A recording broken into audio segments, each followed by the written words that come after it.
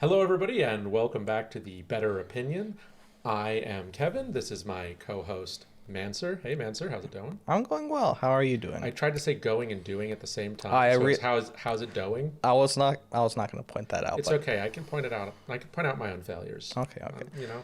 Unlike some people in the world, I'm capable of recognizing my mistakes and understanding that still doesn't make my opinion any less better. I never make a mistake, so I wouldn't know that, honestly. Yeah, for sure. Yeah. Everyone agrees with you. Yeah. Yeah. So, I have something that's on my mind today. Do you? Yeah, so instead of asking you, I got something I want to bring up. I can't believe you've done this. I know. I've betrayed you. The format of the show, ruined, broken, destroyed. People won't know, but last video, it was also broken, but We'll never know because that whole video's recording is bad. Yeah. So today, I wanted to ask you, have you seen the latest ultra brain dead take from Joe Rogan? I have not, actually. Yeah. So Joe Rogan, I was surprised because it's not going to go anywhere because in the last recording that recording is dead. In the last recording, I gave him a little bit of praise, saying he'd give like a fair interview. Yeah, you did say that. Yeah. And I think I still believe that. I think that if someone from the other side of the aisle was willing to go on his show, he would actually give them a fair interview. I don't think he'd be an asshole. But he said the wildest shit recently. What I don't feel safer is right now they're launching missiles into Russia. Yeah. How are you allowed to do that when you're on the way out? Like, the people don't want you to be there anymore. There should be like some sort of a pause for like significant actions that could potentially start World War III. The way he portrayed it was that Ukraine and the U.S. are responsible for World War III if it happens by firing missiles into Russia and invading Russia and just having this whole position like they're the bad guys. They're going to start World War III. You'd have to watch the clip. I should have set it up so that we could maybe watch it on the TV real quick and live react. But thoughts for next time on how we set up our show.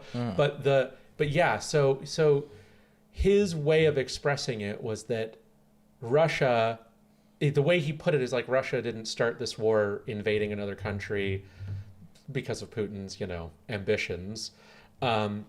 And like Ukraine is the bad guy and the U.S. is supporting the bad guy because they went and invaded Russia. And I remember when people first did that, when they did a counteroffensive and people were like, no, that we didn't tell them they could do that. They're supposed to just be defending themselves. And I'm sitting there like, what? Why? If someone attacks you, of course you attack back. Like, until they give up, you have to do things to make them give up. And they're never going to, unless it affects them, they're never going to give up, right? So it was wild to me. So you might be asking, okay, so what is the actual topic here? The topic here is insane people that not only align themselves with the aggressor nation in many of the wars that are going on in the world right now, but also that just have this perspective like the defender is just innately the bad guy. Like, especially with Ukraine, like, what an insane take. It reminds me of Alex Jones saying that the victims of that shooting were the problem. People have said to me, I have had multiple people that I respect and care about tell me that the punishment was ridiculous, that it was an insane amount. And you know what it was? It was one of the largest punishments an individual has ever received in a case like that, because it's basically his entire fortune. Now, here's the problem. Those people say it's unjust and unreasonable, and it's the left trying to put down the right. That's what they say. And you know what? I can't say whether that's true or not because, I don't know what people are conspiring to do. Yeah. Right? Like, I don't know what conspiracies are real and what not, because a conspiracy theory is not insane. It could be. But the reason that it needs to be that is because the damage that he did to those families, both emotionally and like they lost their children, and he set them up as liars and villains, literally state agents. They got harassed. Yeah, they got death threats, if I remember right. Yeah. Yeah, and all while trying to deal with the fact that their child is dead, right? That has to be punished. And the problem is that if someone's got billions of dollars right? And you charge them a lot of money. They just go, oh, well, it's a cost of doing business. It's nothing. Yeah, They just continue to do it. Yeah, they just continue to. Maybe at best they try to like technicality their way around it. Yeah. Right. In the future, it's kind of like how speeding tickets are just are only a punishment for poor people, right? Because rich people with supercars see it as a cost of having a supercar, right? So the reality is the punishment has to be harsh. Because it's the same thing we talked about on an earlier episode. If it's like society doesn't work if I can just come up and stab you. Right. Society doesn't work if I can just come up and stab you. And up till now, having enough money meant you can, metaphorically, right? Yeah. I mean, I don't think you could, but like. Well, Donald Trump said he could. And I think that's probably true because recently the DOJ has dropped all of their charges against him because now he's president and they're cowards. That's its own disappointment. I'm very frustrated with the justice system. It's clearly broken. If you can just... It's been broken for a while, to be fair. Yeah. Well, yeah, but this is so blatant. Like you can just commit a crime, but because you're rich and powerful enough and you get elected president, you get away with it. And that court in Florida just ran the clock because she was a pro-Trump person. It's a total corrupt judge. And I know people get mad at me to say this because people just say, like, he didn't do anything. I remember people argued with me that he didn't even... They're like, he didn't commit any crimes. I was like, he was convicted of a felony in New York. No, he wasn't. That was civil. No, it was a felony criminal case that he was convicted of. You're wrong. But going back to the original point is, it is insane to me that you would just look at the Ukraine-Russia situation and open your mouth in front of millions of your audience and say, I feel safer now that Trump's in office, and I can't believe that these guys are starting World War III. We're just, he said something like, you're just trying to live your life and have a good time and relax, and you can't feel safe because what these people are doing. And I'm like, these people? You mean like the people in their homes trying to live their life and didn't start a war? The people who got bombed in their own house. Yeah, the people who got bombed in their own house and didn't start a war. Like, this isn't even the same as Israel and Palestine. Because at least Israel, and I know where I stand on this, but at least Hamas exists. Yeah, there's no Ukraine Hamas. Like Ukraine didn't do anything; they just existed, and then Russia was like hanging out. They had a few streamers and game companies there. And then Russia was like, "Wouldn't it be funny if we pulled this horrible prank on you guys? It'd be really funny if I shelled your house. Wouldn't that be a funny little prank?" Yeah. Yeah, I Vladimir Putin insist that there is in fact Nazis there, and that gives me justification to bomb your house specifically. That's what happened. It's very weird that he said that because Donald Trump loves Nazis. Why would he? Yeah, some of them are, I'm sure, are good people. Yeah. I love you. That's what he says. Love you. So it's yeah. So I saw that, and that just made me kind of go insane for a moment, just like, because I think it's frustrating because I really there was a part of me that's always really respected Joe Rogan. He's definitely more and more gone in a direction where we disagree more often than we disagree than we agree. But I always really respected him as a show host. I think he created it from nothing. Like, he had connections, which helped a lot, right? Being able to get guests on, because he was a comedian, a famous comedian, and he had experience and he already had a name. But for the most part, when you look at the early episodes of the show, it's even worse than this, and this is pretty bad. But I always really respected it. I respected the show. I respected the way he conducted himself, and I looked up to it. And I still do, but it's just so hard to respect the guy who says something like that. It's like, what is wrong with you? That one is for me, because I'm pretty willing to let people, I always say people are entitled to their feelings politically. They're allowed to hold their positions. Well, that's what makes America great. Go ahead, sorry. I've always believed you can do whatever you want in this life, but you have to deal with the consequences. Sure. And people will throw around you can say whatever you want, the First Amendment, but there's a part of the First Amendment where you cannot just make people panic for the sake of it. Oh, sure, yeah. So, like, regardless of what you think, and maybe people do think that Russia was like They're a hero. their hero or whatever, or that, I don't know, people are going to come and nuke the U.S. or something. If you cause too much of a panic, I do believe you have to pay some consequence for that action. Sure. Because how is that any different from yelling fire in a nursing home? In a nursing home, yeah, in a nursing home. Old people burning. Put your hands up. And you could even say that's gone in an extreme sense recently in 4 years ago, January 6th. That was another case of, it's like someone yelled fire. Yeah. I mean, I don't know if I would claim that he's yelling fire in a nursing home per se, but I get what you're getting at. I do think that we live in an age where people are just saying shit that has no basis in reality. We live in an era where Elon Musk just makes insane, wild claims. Yeah, he says that his Twitter's called X now. I don't know why he's saying that. Yeah, I don't know why he says that about Twitch. Clearly, still, you can type in twitter.com and it takes you right to Twitter. Like, yeah, that's crazy.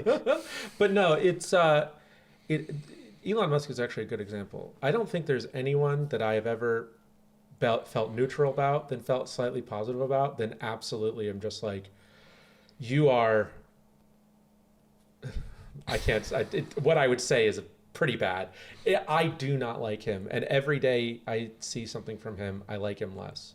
He is so massively incompetent. And people say, well, then why is he so rich? And I go, because he hires competent There are people. so many incompetent rich people. I worked in the corporate world for a long time. I talk to people who have worked for him and worked with him, and none of them have anything nice to say about him in private. Mm-hmm. They all say that you have to wrangle him because the organization is good, but he's not good. And then when he has a direct hand and stuff, you have to like finagle your way around it. Mm. Yeah. But people don't believe that. People don't think you can fail upward, even though you can. That's a lot of rich people. Yeah. Especially second generation rich people. They usually fail upward. Yeah. But God, I wish that were me. God, I wish that were me. But it's true though. He just says some wild shit. Mm-hmm. He just makes claims. Mm. He says that he's a free speech absolutist, but then goes out of his way to ban speech he doesn't like, mm-hmm. or manipulate speech he doesn't like. And we've seen pretty much one of the biggest. People say that the mainstream media can't be trusted, right? You got to trust alternative media. And their alternative media are things like Lex Friedman, Joe Rogan, Tim Pool, who just received money, just was a mouthpiece for the Kremlin. Yeah. Well, I agree and disagree with that statement. You shouldn't trust any media. Yeah, you shouldn't. Not even this media, even though we have. You can trust me. My opinion's the best one for sure. Yeah, it's like, yeah, this podcast specifically. This is the only source of real information on the internet. Trust me, I'm telling you, it's the better one. Yeah, I was listening to Putin last night, actually. He sent me $1 million, which is how you can trust me. Yeah, I was like, really waiting for that. Also, now that I have $1 million, this is the last episode. Please, Putin, $1 million. Please. Yeah. No, I agree with you, though. You shouldn't trust any media source. You listen to what people say, mm-hmm. and then you need to check the sources for yourself. And it's like even the most well-meaning person in the world is going to be wrong. Oh, of course. This is something I think about a lot is, one of the things in an argument with people mm-hmm. that is so ridiculous is whataboutisms, right? Or this you, right? So someone makes a claim and the claim is based in reality. Mm-hmm. And then someone says this you, and they show a picture of them wearing a hot dog suit, right? Or they show some raunchy Discord messages. So for example, recently the streamer Destiny, Stephen Bennell, some leaks, who knows if they're real. Mm-hmm. I have no way of knowing. It's really easy to fake Discord messages. But some leaks of him talking to someone, and in it he says some very homosexual things. He's an openly bisexual man who is on many very popular public podcasts describe that he, just like he likes having sex with women, he also likes to suck dick. Good for him. These are his words, mm-hmm. Which is fine. I don't have a problem with that. But now people for a while were spreading that around, and people like, Andrew Tate, or, the pimp, the pimp who committed human trafficking for real. It was a crime he actually did. who admitted to doing it, the actual criminal, was like, "This is why you don't talk." Well, to leftists." he actually lied about that. Yeah, he lied about the crime, but he never lied about the good things. Yeah, You can trust him, right? Yeah, It's yeah. all a character, really. He's a selective liar. Right. Selective, only the things you don't like that he says. Yeah. Right. That's when he's lying. Said that he doesn't engage with leftists because they don't have anything good or interesting to say, and you shouldn't listen to them because they're losers. And his example was that Stephen is homosexual sometimes. And I was sitting there and I'm like, and what was really funny, Sometimes homosexual. well, yeah, because he's not gay. He's I bi. know, but like the idea of a sometimes. That's what he is. He's homosexual sometimes. Sometimes he does things that are straight. I mean, If you label a bisexual as homosexual, that's an inaccurate statement. I know. But it sounds funny. I get it. It was like Schrodinger's homosexual. Schrodinger's homosexual. He's homosexual and not at the same time. No, but my point is that to tell me this openly bisexual man was surprising bisexual doesn't change anything about the things he says, right? And so and people do this all the time, right? This this is an embarrassing thing you did. Therefore, the things you said are to be ignored. If Hitler told you, I think I said this in a past podcast, if Hitler were to reappear, and it was really Hitler, and we knew it was really him, and he said gravity's real, do we all float into space all of a sudden? No. No, because someone being wrong about other things, or someone being weird, or you not liking them, or someone even being Hitler, does not make the facts of our reality disappear. I would wish Hitler did that just to see if it would happen. That would be quite funny. It would be quite funny to see, you know. Other than the whole Hitler still being alive thing, that probably a pretty big downside. But it would be funny for a moment before the dread set in. Yeah. But you get my point. Yeah. You know, as an aside, a lot of people said they would like to kill Hitler, but as a child, but I always thought it's good that he was the one who did it because he failed. Sure. I mean, he succeeded a lot until he failed. Yeah, he succeeded a lot until he failed, but because he failed the way he did, people really hate what he did. Yeah, and so we can all admit how bad it was. Yeah. Well, it's sort of one of those pragmatic things, right? So you look at history, and there's a lot of atrocities. This is something people don't really acknowledge. We only think of the Holocaust. Yeah. We don't really think of all the other genocides that have happened throughout history because they're so far back. We have no emotional attachment. Well, to not them. even that. They may not even cover it. It may be happening like right now. Sure. There are ones that are happening right now, like in Palestine. Yeah. But you know, you can look at history and you can see where, you know, there have been genocides or there have been big, you know, wars that were millions died, entire countries, you know, ethnically cleansed. But it's just sort of this thing that happened 2,000 years ago or 1,000 years ago. So we don't care, you know. But you can look at it pragmatically and say, well, in the modern age, would we be in a better place if it had never happened? And it's hard to say because the reality we live in is a post-World War II reality where a lot of lessons were learned, a lot of technologies were developed. And would we have those lessons or that technology if those horrible things hadn't happened? I think the problem is a lot of people's minds change when there's a martyr involved. Yeah, that's true. I don't think a lot of people would have hated slavery if Uncle Tom's Cabin had come out, or if someone hadn't seen. I don't think they slave would stuff. have felt as emotional about it. They would. They would probably still acknowledge the thing we teach, which is that it's bad, but they probably But they wouldn't feel like changing it. I don't know if you know this, but Lincoln originally did not feel too strongly about trying to get rid of slavery. Oh, I know that. I talk about it all the time. Yeah, because everyone calls him the Great Liberator as if he was like big into stopping it. now he didn't want it to stay. He just felt like it was going to go out of fashion. It was only until the newer states that came in, it brought slavery in, that he said, "Oh, this is going to be a real problem, and he needs to work on it." Yeah, he wasn't very emotionally invested in the well-being of slaves in the short term. He just saw it for what it was. It's like, this is going to go out of fashion. This isn't, you know, this doesn't have long-term longevity. And it's a big sticking point for stopping the Confederacy. Yeah. Right. It was an easy thing to rally behind. I think it was the Quakers who actually were very mad at him for him not being so vehement about it. Yeah, the Quakers are pretty good people.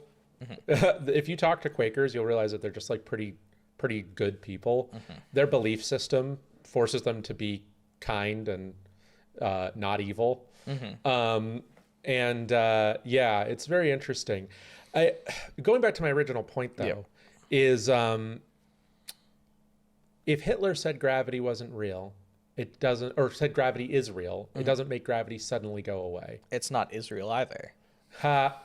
But when someone is weird, they have a weird fetish that was supposed to be private. For some reason, we brought it into the public. You're supposed to suddenly think that like these factual or logical statements they say are like illogical. Or if they look in a way that you don't like, Yeah. perhaps. Yeah. Look in a way, live a lifestyle you don't like. The facts of reality don't change. You know, if I say something that is just true or is a good logical argument and then say, you're fat, okay, I'm still right. But you're fat. Yeah. Or, you know, or whatever, right? So like, or people make mistakes, you know, people make mistakes in their past. It was like, I remember when Bernie was running for president and there were people who were like 20, 30 years ago, he did this thing we don't like. And it's like, does that make him wrong now? Yeah. 20, 30 years ago, a lot of politicians did things that we don't like. In fact, Yeah, it's almost as if people can change and learn lessons, right? I would say that my beliefs when I was a teenager were not as good as my beliefs now. I would say 34-year-old me is a much better opinionated person. yeah. I saw that. You see what I did there? Yeah, It's yeah. pretty good. Yeah. I like it when they say it in the show. But going back to Joe Rogan saying that we're about to start World War III. What if we do? What if we do start World War? What if Putin and China? I don't think China will. I think Ping's on the back step with the way his economy's going. But what if we do? What if the world, which by the way, the majority of the developed world is against Putin? What happens? What actually happens? I think a better outcome than if we didn't, honestly. I actually think so too. My practical opinion on this, you know, I don't want a world war. But I don't think we're going to, you know, people are like, we're going to send our troops to die. And it's like, I don't think America is going to send many ground troops at all. I was like, Not in a world war against Russia. Here's the problem. So most people just don't really have an understanding of like technology, where countries are, the economies, the militaries of different countries around the world. The reality is that our enemies are not prepared to face off against both us and the top 10 other countries whose military we are bigger. You know, our military is bigger than the top 10 other militaries combined. yeah, because I remember you told me this. The U.S. loves to undersell and everyone else likes to oversell. North Korea loves to constantly say we're doing nuke. Oh yeah, we're so prepared. We're so prepared. We're gonna nuke, yeah.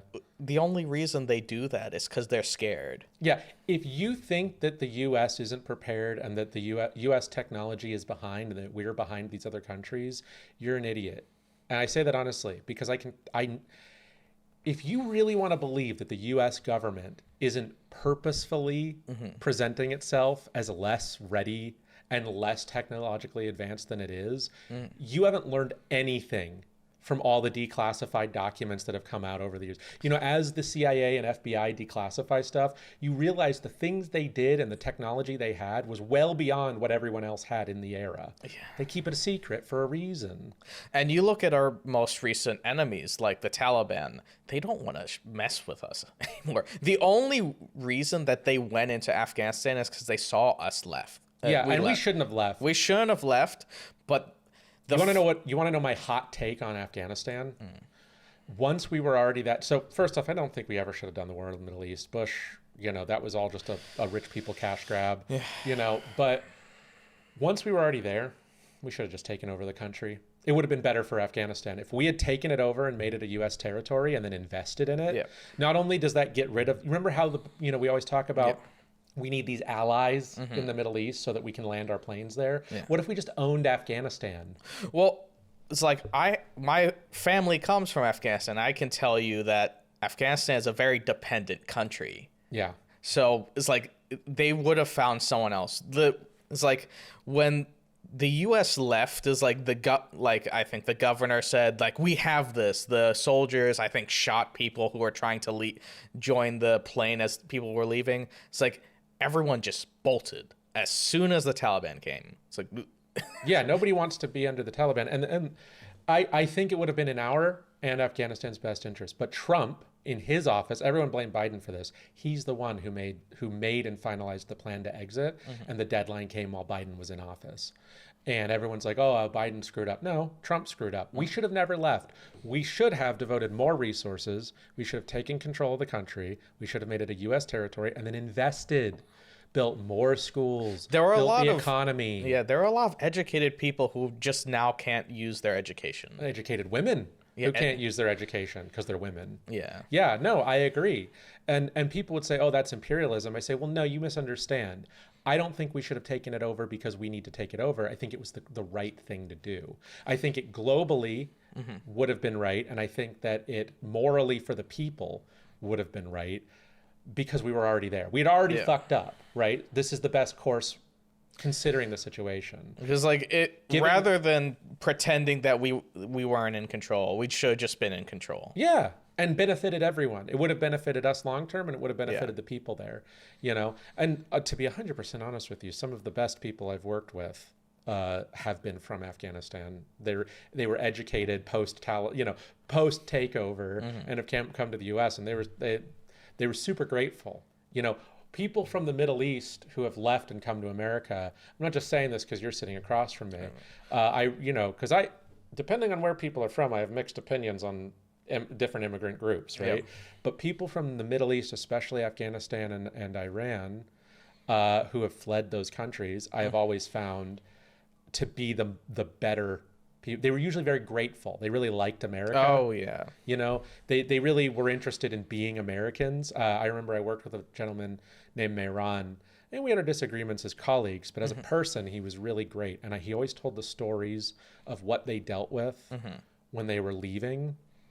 And he talks about how happy to be American they are. And all these American holidays they've adopted, even though they're Muslim, because it's like, well, it's America. This is what Americans do. Yeah, it's like I can speak from it. It's like we've gotten Christmas and all of that. We don't really give a shit. I mean, I'm not Christian. I wasn't raised Christian, but we've always celebrated Christmas. Well, it was never a Christian holiday, but it's not really.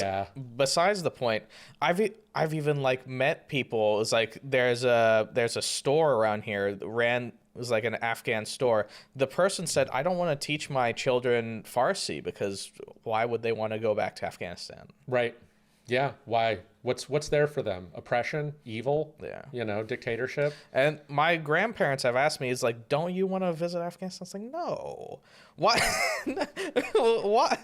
No, why would I? No, I understand. I actually think that's an interesting one. There's an interesting idea of homeland, isn't there? Where people have they think that because somewhere is where they're from, that it's like a good thing and that they should like it. You know, I can tell you where I grew up and the reason I like it. It's not because it's where I grew up. It's because I really like forests, and I grew up in a rainforest. I grew up in the rainforests of Washington State. Great area, a lot of property, view of the mountain. It was great. So when people say, oh, where are you from? I say Washington State. And they say, I'd love to be there. And I say, let's go. It's not because I think that because I grew up there, it's good. It's because that's an awesome place, right? If I grew up in the middle of the desert in Arizona, I'd be like, it's just dirt for 100 miles in every direction. What, you don't like dirt? That's where that's where your potatoes grow. Yeah, not in Arizona. Oh. But here's the thing. If I grew up in Phoenix, Arizona, I might say, yeah, Phoenix is a really cool city. Right? So and I would still say that Phoenix is a really cool city and you should visit it, right? Because the desert is really cool when you see it from a hotel inside the city. Yeah. The desert's not particularly cool when you're thirsty and in the middle of it. It's very hot, in fact. Hot and dry. Yeah. Full of things that hurt you. Yeah. And it gets everywhere. Thank you, Michael. But no, just because something is your heritage or your history does not make it automatically like a good thing. Yeah, that's very interesting because I've never felt too connected to to my heritage or any of that. I don't even feel, I brought up where I grew up. I don't feel connection there. I just think it's a really good place, Yeah. you know? It's like compared to even my parents, I speak English better because I just read more books that were American books. Yeah. Is- Were you born in the U.S. or you were born overseas? I was born in the U.S. Okay. Delaware. Okay. Well, I wasn't sure by that phrase, so the way you said it, I thought It's like maybe you... it's like I have never considered Afghanistan my home. Right. That's an interesting one. I run into that a lot. People who talk about where their family is from historically as if they grew up there, or someone who only spent a small portion of their life when they were very small. And they say, look, well, I grew up there. And I'm like, oh, how long? Well, I was 5. Yeah. You're 30 now? Like, what do you mean? Like, you've been an American more than you've ever been anything else. Yeah. Why do people say that? But I think it's because people have a tendency to look outside themselves for identity. I am my race, my religion, my place of origin, my cultural history. So I am whatever my family was Chinese a ways back, or British a ways back, or Irish a ways back. So then that's how they form their personality, right? Not their personality, but their identity. Because oftentimes when people ask me, because people say, you have no culture, about Americans. I go, oh, there's a lot of American culture. And when they say, like me, like when I talk about me, it's a sort of an abstract concept. Yeah. But if you said, who is Kevin? I'd go, it's just me. Yeah. It's the guy who likes the things that I like and does the things that I do. Witness me. Witness me. Here I am. Let's admire me for a minute. You know what I mean? Yeah. Like, but it's I don't need to describe to you my religion, my race, my genetic background, my cultural background. I wouldn't even in a normal conversation say, well, it's the guy who grew up in Washington State. I don't identify with that. And I think that's a hard concept for people. The idea of seeing the self and identifying with the self and not, it's like they say, well, I wouldn't know what to say then. I say, that's okay. You actually don't need to. Yeah. You don't actually need to have a I don't know description. why you need to feel. The funny thing is, my dad told me the idea of a favorite thing was a new concept to him coming to America. Really? That's never been asked in Afghanistan. The idea is like, what's your favorite color? He's like, no one, that's not a thing. That is very interesting. I actually didn't know that. If you asked me, that's an interesting one, because growing up, they'd say, what is your favorite color? I'd say my favorite color has evolved as I've gotten older, I don't. When I was a little kid, I said blue because that's just what sounded right. But as an adult, I'd say it's royal purple. I really love royal purple. I like purple, yeah. It's hard to find like good stuff, but like one of my favorite outfits is my black suit, it's just a black suit. And I wear a purple shirt with a gold tie and a little handkerchief in the pocket. And I love that color combination. And I also have a purple tie to wear with, a little bit plainer outfit, right? So those, I think purple's a great color, but it's hard, especially as a guy, to find like good stuff.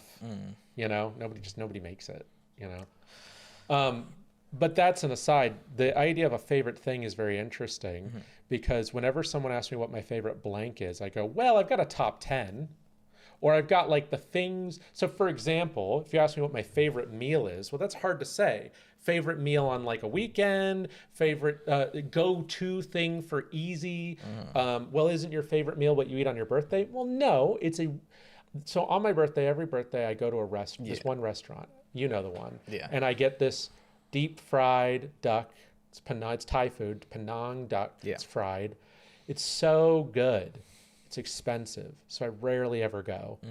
But every birthday, that's what I want. The reason is because someone else is paying, and it is a amazing dish. Oh, so it's your favorite dish? It's a dish. It's an indulgence that I'm willing to indulge on my birthday. Yeah. Right. But favorite? I don't know. I eat pizza more than I eat that. Well, what does favorite even mean? Sure. Really? Well, I think that anytime someone says something's their favorite, what they really mean is like one of their top go-to things, Saying something is their favorite, when you actually confront that, you realize you got like 5 or 6 favorites. What's your favorite shirt? Well, I got like 5 or 6 shirts. I mean, I guess if you're moist critical, it's a white T-shirt that you got 10,000 of. Well, every white T-shirt is unique, so Yeah, well, they're all. Don't tell him that. He might start a fight. But like, yeah, I think favorite's an interesting concept. That's very interesting.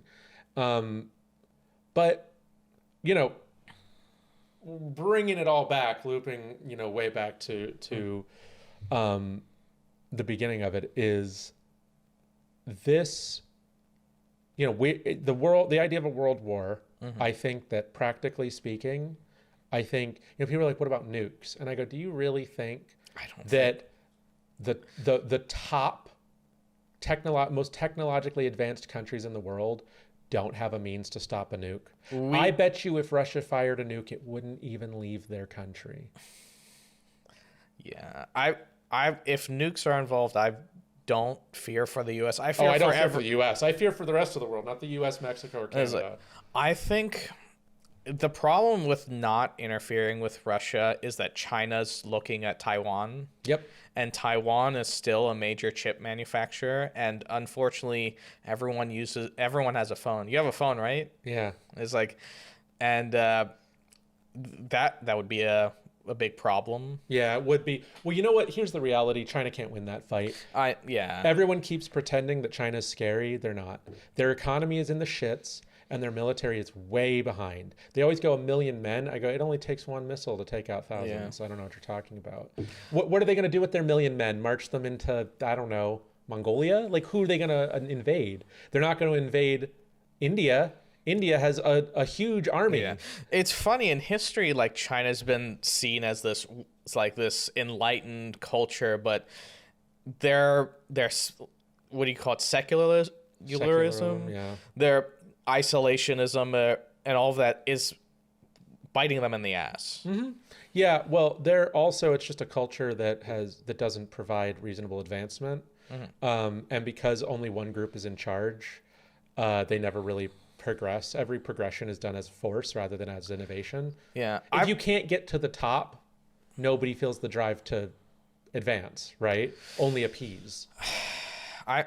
Because everyone who advances leaves China because they can't keep growing beyond what the government will let them. I hate that idea in general. I hate that that's still a thing that we have, we just have people who are higher and lower.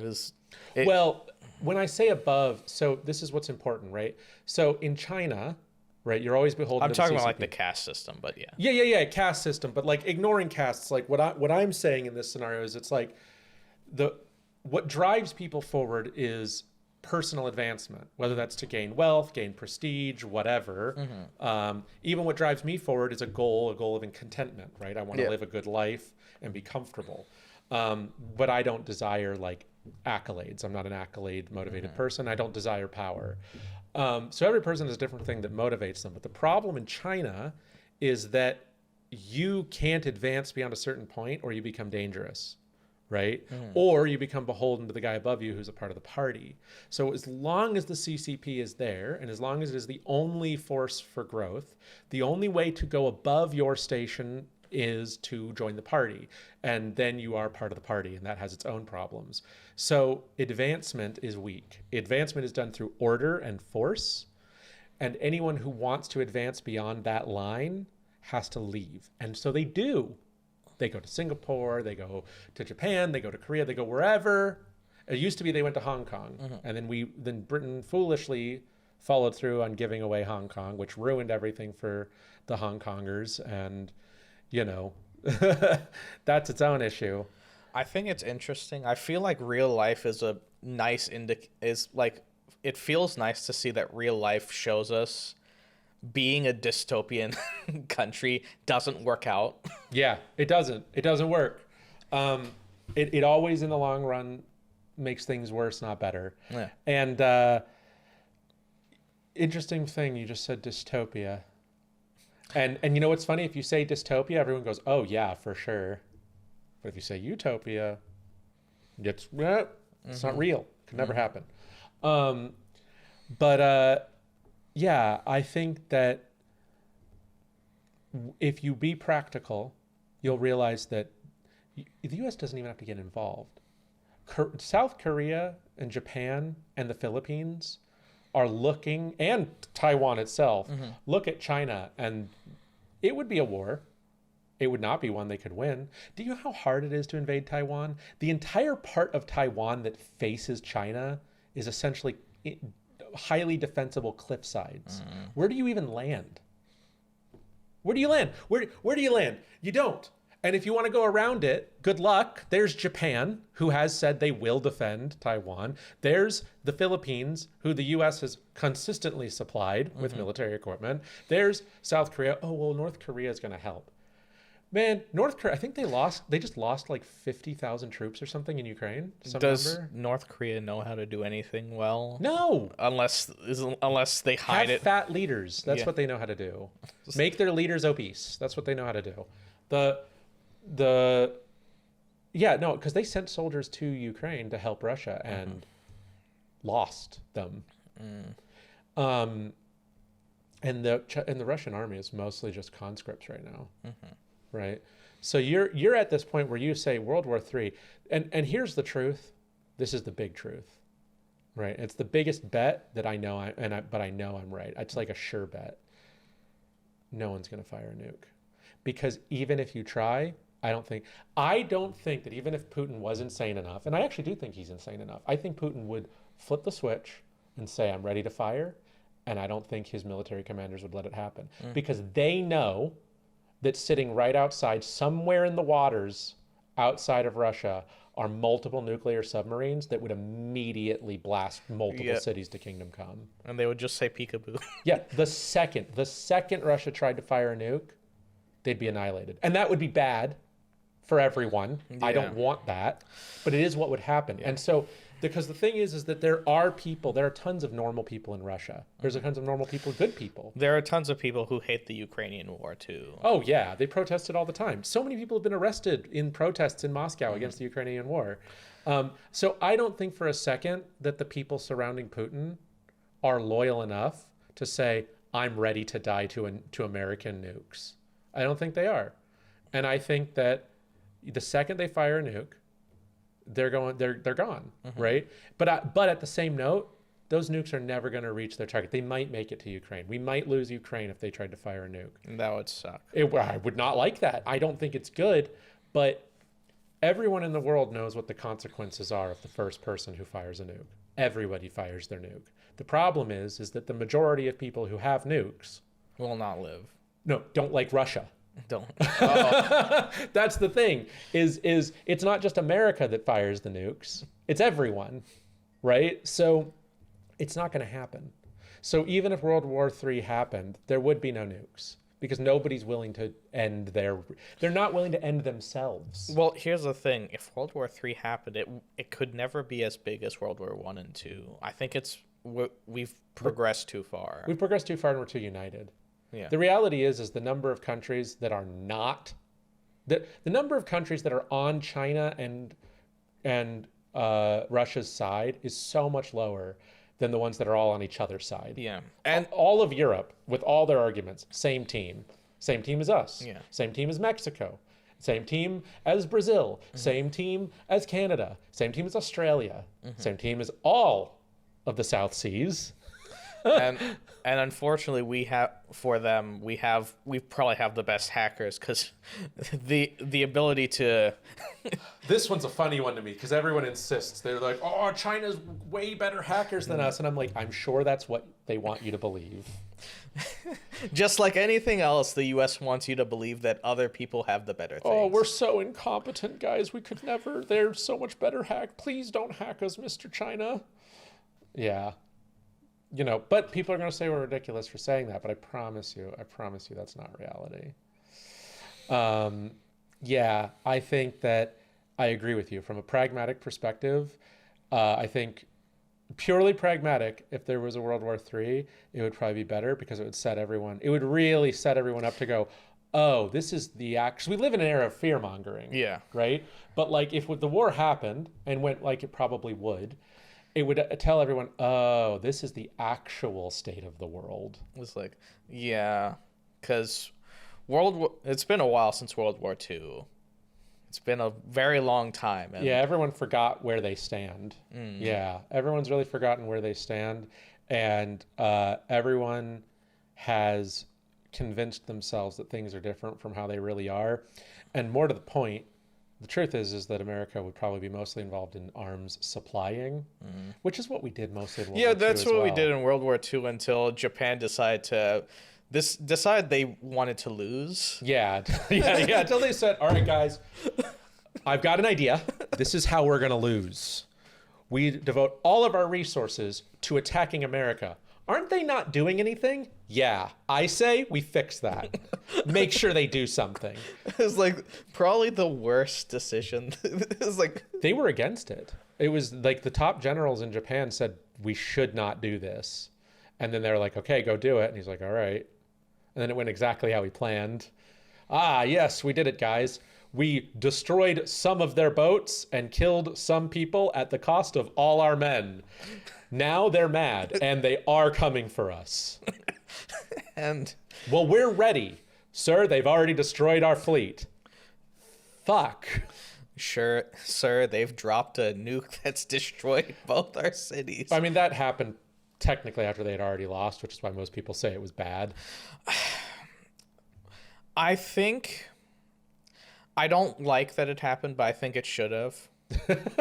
It's such an interesting statement because I say that kind of stuff too.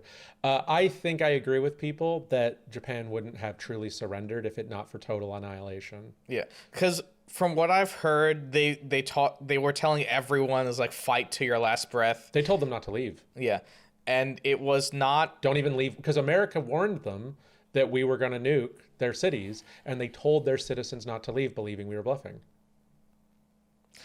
And the fact that we did, although I hate the result of it.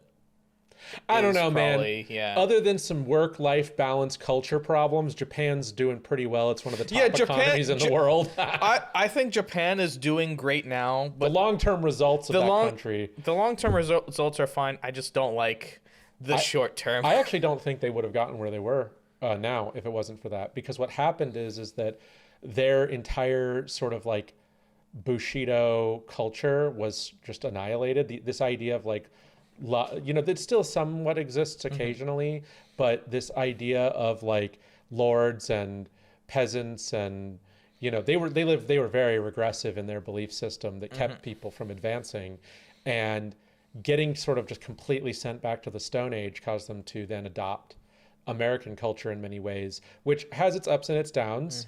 I'm not saying that things there are perfect, but where they were before was not good, and it wasn't good for the people. Yeah.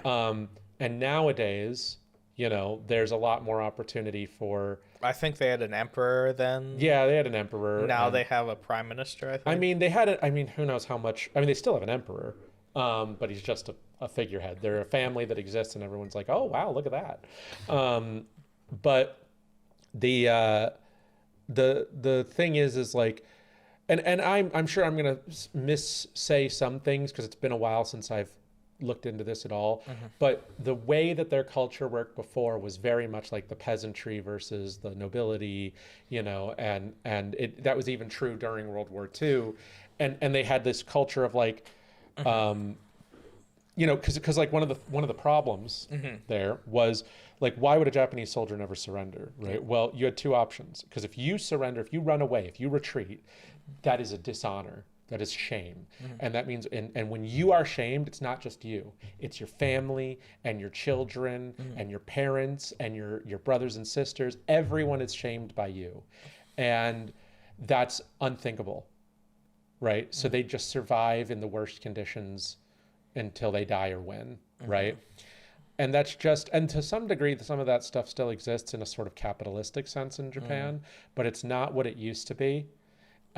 There's a level of modernization, a level of independence, and a level of anyone can achieve anything that didn't exist before World War II. And I don't know. In fact, I strongly don't think that would have changed if they hadn't been sort of super annihilated. I agree, but it's once again another martyr that caused a change, which I hate keeps happening. We need something. It'd be nice if people could change without disaster. Yeah. But you know, there's a saying that our friend group always says, which is experience loss. You can tell when a person hasn't experienced loss because they don't grow. They have a mindset that shows that they haven't suffered enough to learn a lesson. One of the things, I actually talked about this on stream last night, on my cool Twitch stream where I play video games. One of the things I talked about was that I don't wish ill on people for the sake of wishing ill. So if I hate someone because of something they did to me, or for something they did that even wasn't to me, the last thing I want is for them to like I can have a pragmatic opinion, right? Like I can say pragmatically, I think X politician getting shot would be a good result for the planet. So whether that's Putin or I don't know, the fucking dictator of the ruler of Al Qaeda, like whatever, right? Like the Taliban's leaders, like that's like a practical position. I don't have any emotion on it. But I would never say like if I hate someone because they wronged me, I don't want them to get run over.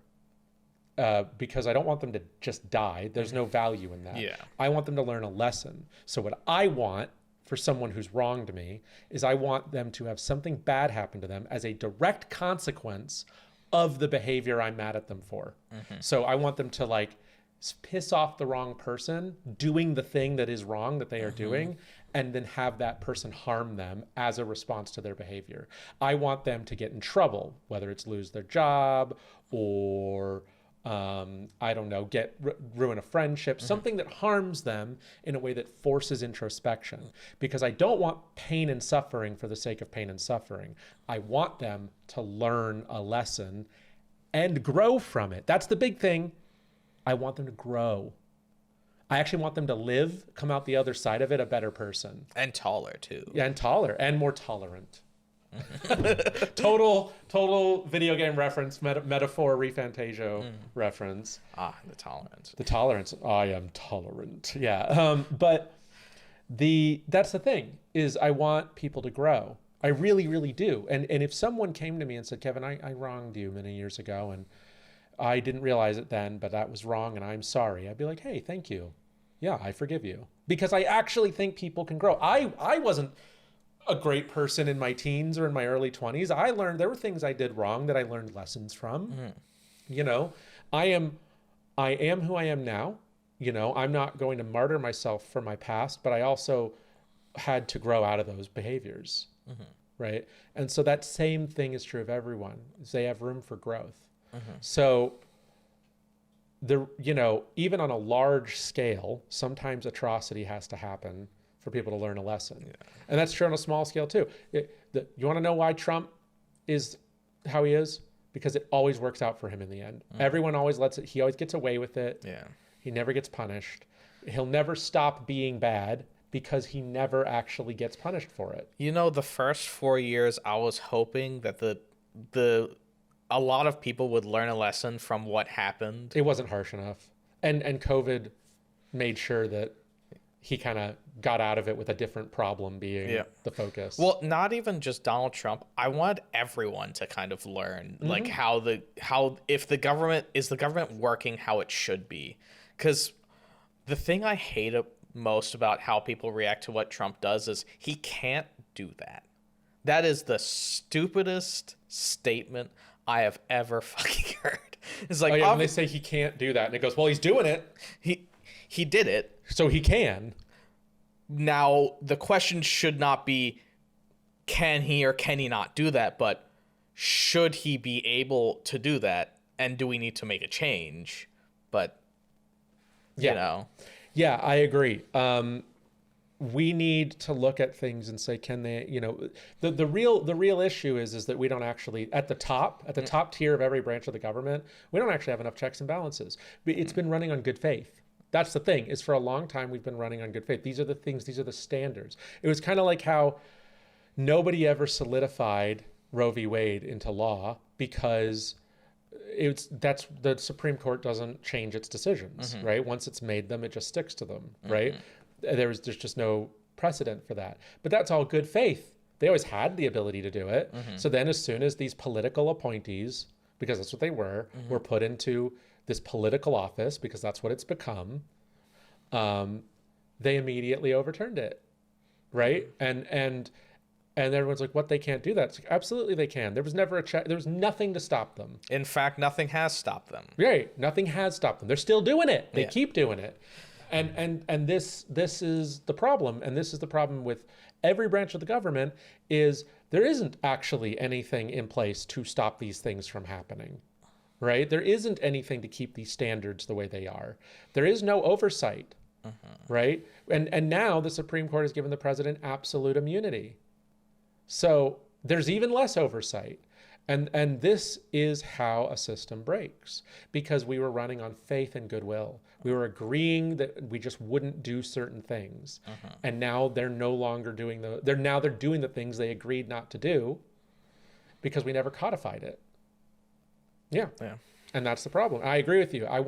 But that was how I felt too. I wanted the Democratic Party to learn a lesson when they forced Hillary Clinton to be the candidate. Nobody wanted her. The people who say they wanted her weren't really. Everyone who was for Hillary Clinton, like the normal people, they would have voted for any Democratic candidate, right? No one whose vote was based on who the candidate was wanted Hillary Clinton, right? The only people who said, "Oh, I actually am for Hillary," those people would have voted for whoever the Democratic Party put forth. Nobody was going to vote for Trump because they didn't get Hillary Clinton. But other candidates, yeah, absolutely. There were people who were like, I'm pro Bernie or I'm pro whoever, but I'm anti Hillary Clinton. Yeah. And that's how they lost. And I wanted that to be their lesson. But they haven't learned it. Yeah. Right? They haven't learned it because they put forth Kamala Harris at the last second. Biden should have stepped down way a long time ago. And they should have put forth someone people actually wanted. And they shouldn't have gotten mad at people for wanting Biden to step down. Why were they so mad at their own voters for wanting Biden to step down? I don't know. And this is the thing. Even now, when you look at people online, they don't bring the Democratic Party to task. Everyone keeps making excuses for them. They're blaming the voters. They'll blame anyone but the party for fucking up. And it's the party's fault. It is the Democrats' fault. The Republicans are all on the same page. They're all grifting the same grift. They've got their line of grifters. These people have no souls, and they just say whatever is good. And then the people within the party, they all just support their candidate. One minute they're saying they hate him, and the next minute they're like, actually, I love this guy. He stands for everything I'm against, and that's why I love him. Yeah, they didn't even need the devil, Mitch McConnell, to be in the Senate anymore. He's gone now, and it's just they just need to follow his playbook. Yeah, and that's what they do. You know, they that's where they can stay on task, and they know all the propaganda. They know what to say. You know, they talk about these things like gender issues. I'm so tired of gender shit. Like, you know, but they know that they can talk about this non-thing, right? We're talking about like a percent.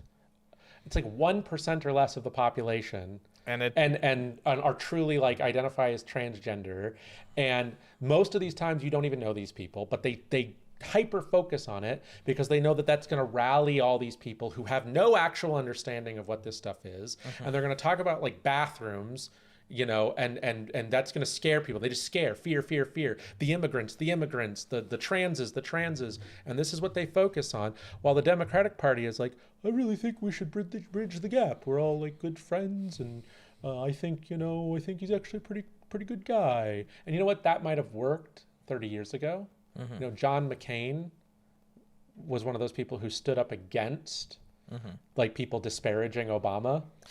Yeah, that really made me respect that about him. I always respected John McCain. I always did. I didn't respect Sarah Palin. Terrible pick.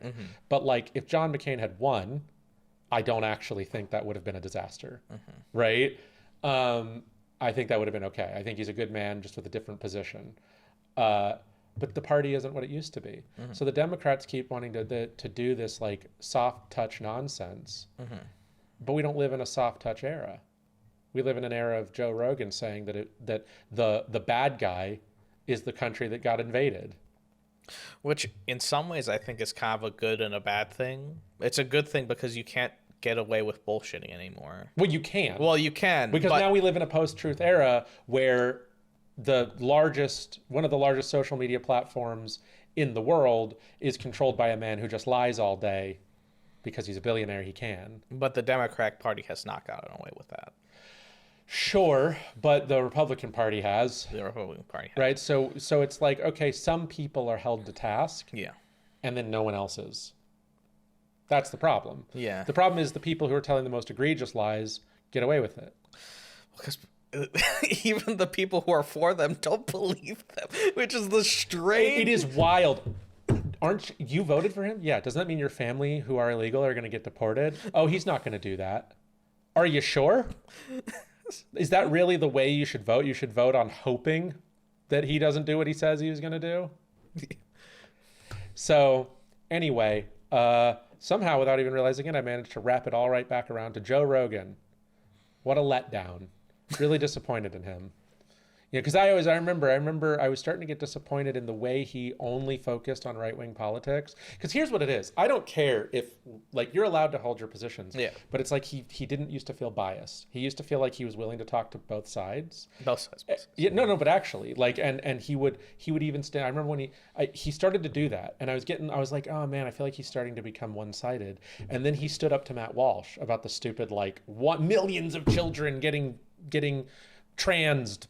Right. And then he was like, I think that's insane. And then they look it up. Right. That live fact check. I was like, OK, my guy is still in it. Right. He's still willing to, like, because, again, I thought he was my guy even when I didn't agree with him, because I felt like his integrity was good. Right. I felt like his willingness to talk to both sides was good. His willingness to challenge both sides was good. And his willingness to admit fault. One time he looked like an asshole. And then later he came out and said, yeah, guys, listen. First off, you're all attacking this guy. Like, he was right and I was wrong. Mm-hmm. Like, I was an asshole and I really respect him. So please don't attack him. Mm-hmm. I was right. I was in the wrong and he was correct. And that's okay. And I was like, damn, that's so good. Like, what a really cool guy. More and more and more, he just started to lean more and more and more. And now he's sitting here and I'm just like, damn, bro, you've lost me. This is it. This is where I say, fuck that. Mm-hmm. Fuck that bald idiot, You've lost me. You lost my respect. You just let me down. Mm. And again, it's because what an idiotic thing to say. It wasn't voting for Trump that did it. It wasn't any of his other politics. It was the one war where there really is just a good and a bad guy. Yeah. And you wanted to say that Ukraine's the bad guy for defending itself. Please, that's actually against free-run yourself now. That's strangely against what the Republican Party believes in. As funny as that is. Isn't it wild? Yeah. It's wild. That's not even a right-wing position. The right-wing position, I don't know. The right-wing position is now pro-Russian. It's like that you shouldn't protect yourself from the government. The government is now... Yeah. Don't protect yourself from the government. Don't protect yourself from invaders. Give up your guns. Do not fight back. That's the position that someone who is saying they're a Republican, they're saying, don't fight, just surrender. That's your political position. That is the opposite of what they preach. Yeah. We live in an era where things don't make no sense. Yeah. It don't make no sense. Because the funny thing about the Republican Party is that it feels like everything they say is a hypocrisy. It's because it is. So even the transgender thing is like, you want the federal government to control this thing. Yeah. I want small government unless they're trans, and then I want big government. Yeah. And then it's like, if this should be a Christian government. Separated church and state, individual freedoms, make it a Christian government. And it's like, what else? What? Small government, ban abortion, police abortion. Police abortion. Abortion is the craziest thing the Republican Party wants. Because that is something... Or that they don't want. They don't want. Because that is actually preventing you from doing something with your own body by the federal government. For religious moral reasons. They'll say it's not religious morals, but it is religious morals. Because nobody who is not heavily religious is anti-abortion, right? Yeah. Like that is just not reality. You can tell it's a religious moral, and but it's also hypocrisy. I want more babies to be born, but I want them to be born to people who don't want them. I want them to be born to people who were raped or whatever, but then when that baby is inevitably abandoned, I don't want to help them. No, children should not have health care, orphans doubly so, right? No free education, no supporting programs. Get rid of it all. So we want more babies to have nothing. More babies with nothing. You know what it reminds me of? It reminds me of the joke I always say, the regression party. I'm against abortion, but for killing babies. That's the Republican Party right now. That's conservatives. Yeah. They're against abortion, but for killing babies. That's the position. I want them to be born so they can die in suffering. Yeah. It reminds me of thinking about, I'm going to go back to slavery. I'm sorry. I know this is like a trite thing, but it always felt like the lowest class in the South wanted slavery to exist just so they weren't the lowest. Yeah, no, that's absolutely it, because none of them owned slaves. Yeah. It was only the richest people. The idea that they could just made them feel superior. Well, you want to hear a funny parallel that you're going to be like, oh, yeah, that's true. It's the same thing as poor people who defend rich people. Yeah. It's like, well, one day I could be a millionaire. This happened at work to me once where I was like, why should rich people receive lots of free stuff and not have to pay taxes? And he's like, well, it's their reward for being rich. And I said, no, the reward for being rich is the money. Your reward is all the money that you have. You don't need a free motorcycle and no taxes. You have $1 billion. You know, that's the reward. No, it's the reward for being rich. And I'm like, no, you know what it is? You know what it is, dude? You're a salesperson who gets like you get 2% and you're like making 50 grand a year maximum. And you think one day you're gonna be the billionaire. And when that inevitably happens in your mind, you want to make sure that you get even more money. Yeah, I've always thought that was kind of the reason anyone... Even though if you look, the majority of those people are going to live their life being lower middle class. Because people who think that way aren't actually prepared to advance. Right? Because people who actually advance and become wealthier don't have a mindset of just, well, let me just protect everyone else's wealth. Yeah, so that's what it is. That's what it is. It's that same mindset. Well, one day I'll be a plantation owner. Jeb, you're 60 and you're a dirt farmer. He has his dreams. It's like, yeah, but one day I'll own a cotton plantation, have 1 million slaves.